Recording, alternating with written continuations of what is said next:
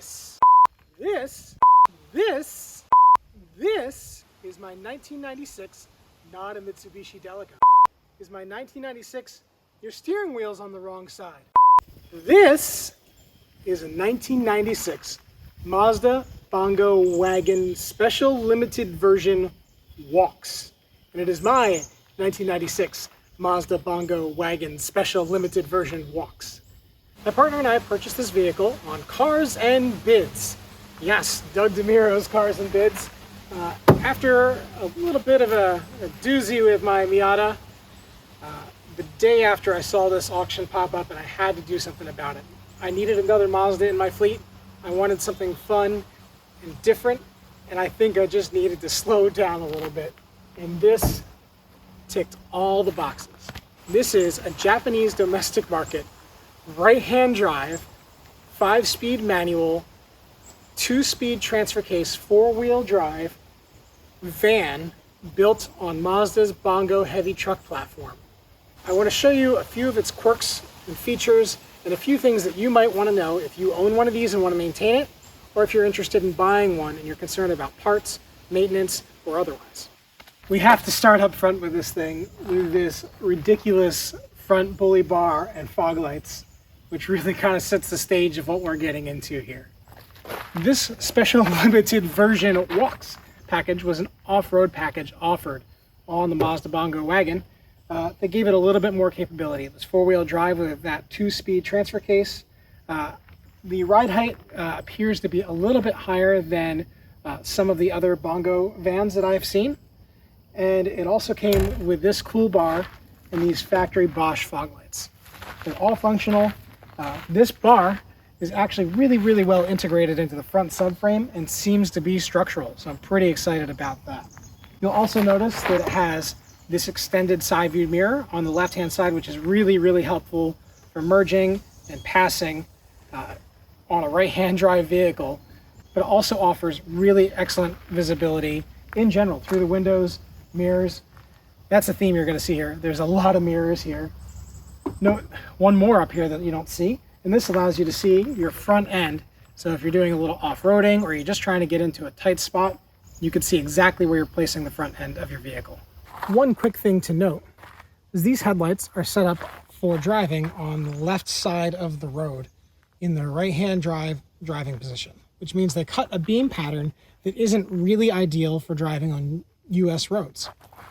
Using these screws here, you can adjust the beam to move left, right, up and down.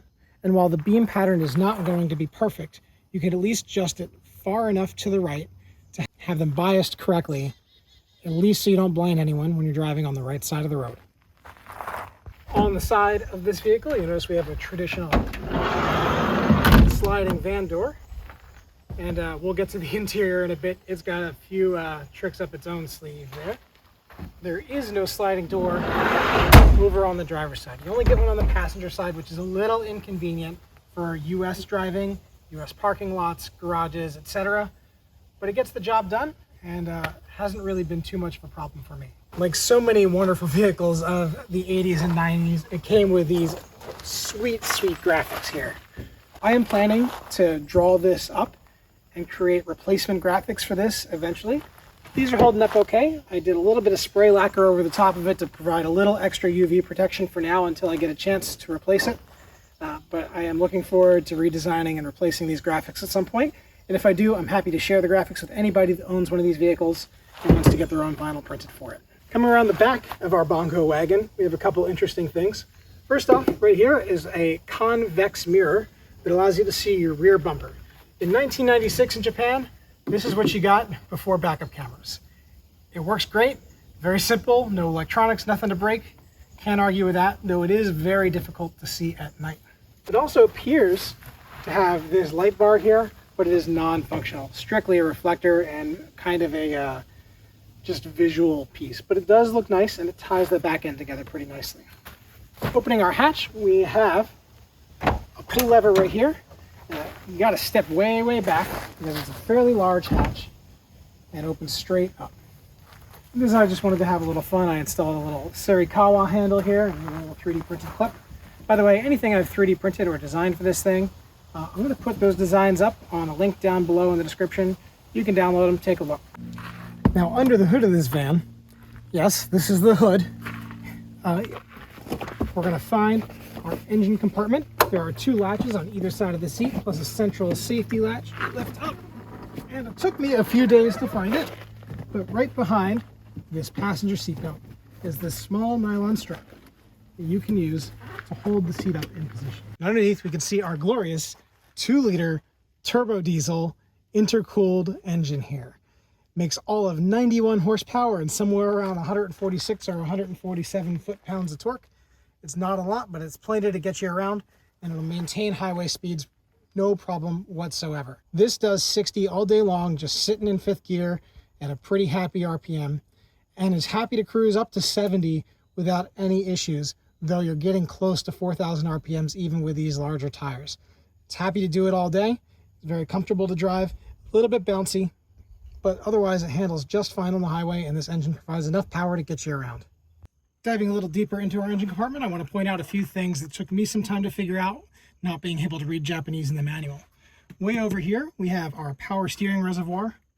We have our primary battery over here, and there's a second one under the driver's seat in a little compartment accessible from just behind it. Right under here is our fuel filter, and below that is our fuel water sensor. Down over here is where you're going to find your mechanical diesel fuel pump. And there are also 3 belts in this engine bay. All 3 of these belts drive accessories. They are V-style belts, as well as an additional single cam timing belt underneath these covers. I'm going to put a link in the description below to a Google Doc I have created where I'm keeping track of part numbers that I've been able to source and find in the United States, including 2 of these belts that I've had to replace so far. With that out of the way, let's get to some of our interior quirks and features, as it were. We'll start off with this grab handle, or handle, whatever you want to call it. There are many in this vehicle. Directly above our camera is one right here, right here, right here, right here, right here, right here, right here, right here. If you're ever a little scared about a rollover or bounciness, there's plenty of stuff to grab onto in here, no question about that. Storage in this vehicle is a little bit sparse, but not too bad. We have a small glove box where we keep our owner's manual and some documents. We have a small tray here in the interior where I've 3D printed and laser cut this little cup holder insert because there are no cup holders in this vehicle. We have our lever for our transfer case. We'll notice that we're in 4 low because we've been doing a little bit of trail stuff here. And, we're just going to make it easy on ourselves and not rip up our tires. Just go nice and slow. Nothing wrong with that. It also has auto locking hubs. So when you put it in 4 low or 4 high, just back up, move a few feet, and those hubs will engage. Given the age of this vehicle, if you buy one of these, I do recommend taking those hubs apart. Uses a simple 10mm socket and a handful of bolts. Repack them with some grease and put it back together. Real easy, lickety split, no problem, and makes it a little bit smoother to drive in 4-wheel drive. You'll notice this is clearly not a factory radio here. This is just a little CarPlay radio with a laser cut bezel that I made. While this is not a daily driver vehicle, we definitely wanted to have some modern convenience and comfort when we do take trips with it. So CarPlay head unit allowed us to have some navigation, music, etc. I've also installed some speakers here. These are JBL speakers. I'll link them below. That is an affiliate link, and if you click it, it helps me out, so I appreciate that. This button took me a little while to figure out, but this is a button that apparently makes the engine heat up a little bit faster. There is an exhaust pressure vacuum valve of some sort here, and I believe that this just keeps that exhaust pressure built up a little higher to build up some heat in the engine to get a little bit more heat in the cab and a cold start in the winter. This van appears to have a cold weather package that was available on these, which also included a pull knob right there, which looks a lot like a choke, and it works like a choke in a sort of way. This opens up the fuel a little bit more and allows you to have a high idle for a few seconds or minutes while starting in the cold to get that diesel engine warmed up. Took me a little while to figure out what this switch right here is. Clearly it's a fan of some sort, but I wasn't sure which. This switch enables our rear heat. So turning this switch on enables the rear passengers to turn on heat in the back and control their heat. Note the HVAC controls are pretty standard. This vehicle is also equipped with rear air conditioning, which the rear passengers can control. Of course, the quirks don't end here. On the driver's side, you'll note that we have our brake fluid reservoir inside the vehicle. Pretty common on cab-over vehicles like this, K-trucks. I've even seen Volkswagen Vanagons that have pretty similar brake fluid reservoir setups. We have a lever here to open our fuel door that's just behind the driver door. Over here, if you could see that right there, we have power windows. Yes, this has front power windows. That was not as common as you think in 1996 in a weird van like this that otherwise is fairly Spartan. You'll notice our gauge cluster up here is in kilometers, but it works just fine. Pretty easy to read, nice and legible, simple, no BS here. Flanking our gauge cluster, you'll see a few switches and buttons here. This is our rear defroster. This is our rear washer, and this is our rear wiper. Interestingly enough, on this vehicle, when you press the washer, the wiper doesn't go by itself. You have to manually engage the wiper as well, and that goes for the front washers too. As is expected for a JDM vehicle, the turn signals are on the right-hand side, and this is your right turn and left turn. Your wiper controls are on the left stalk. Sitting in the back of our Bongo, we're going to notice a few interesting things too. First off, this seat is backwards, yet there's seat belts right here for it. How does that work? Well, this seat rotates around while it's in the correct position right there, I believe. We pull a lever right here, and the whole thing spins around.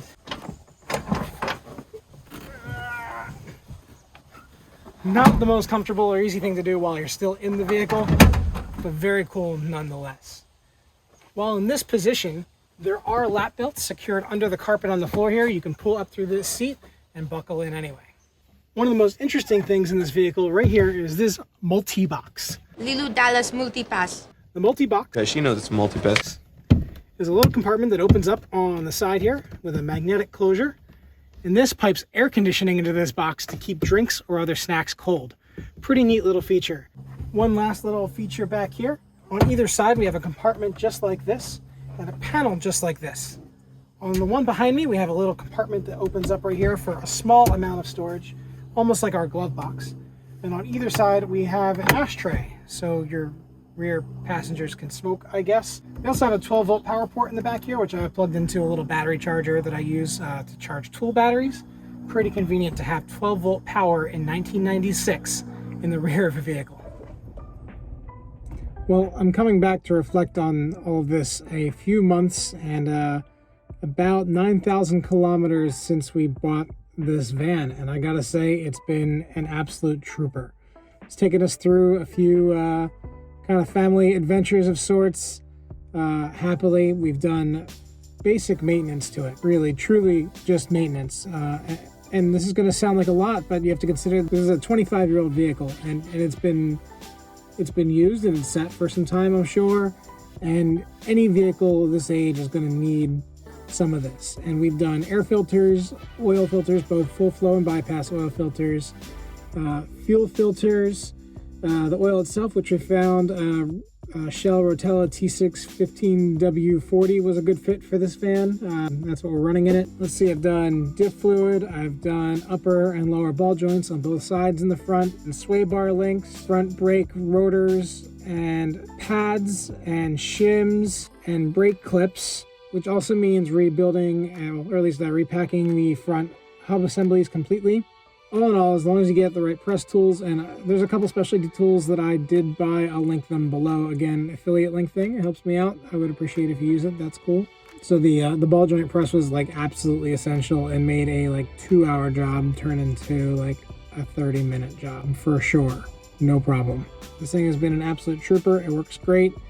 I've been cruising around town, I drive it, I commute with it maybe once a week, and just drive it on the weekends, but otherwise we have taken it on several really long trips, and like I said, put about 9,000 kilometers on it. Oh yeah, we've also replaced some belts too. Just the V-belts. It'll be due for a timing belt in a couple years, but all in all, very, very happy with this van. Definitely, if you are mechanically inclined and you're willing to do a lot of parts sleuthing and digging around through a few websites, which I'll link a few below, and I'll list them on screen here or something like that. So you can see where I go to find parts diagrams, and try and cross-reference things and sort things out. I hope this all has been very helpful to you. I'd appreciate it if you could leave a comment below and tell me what you learned about this or what you want to see about this van, anything more you want to learn about it or anything you want to see me do, maintenance or otherwise on it.